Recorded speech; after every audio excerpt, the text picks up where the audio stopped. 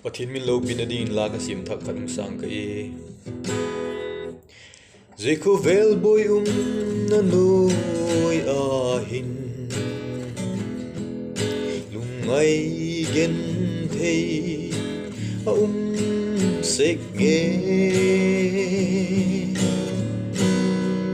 BELDING BEIGUAL kala se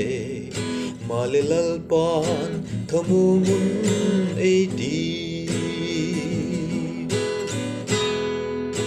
LAHUN NEITE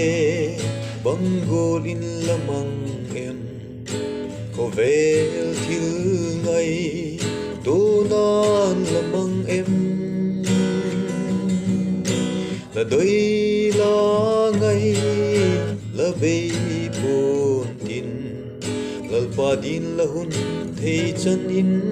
Mangin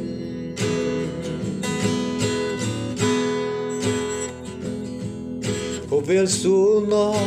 la alin deu deu nat na hipila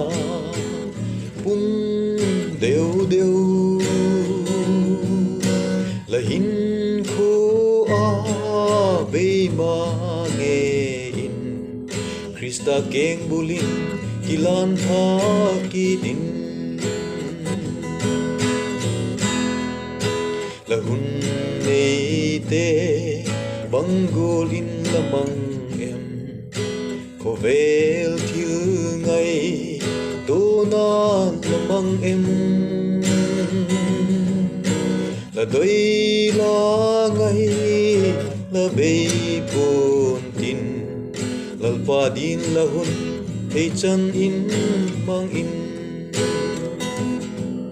lalpa din LAHUN thei chan in Mangin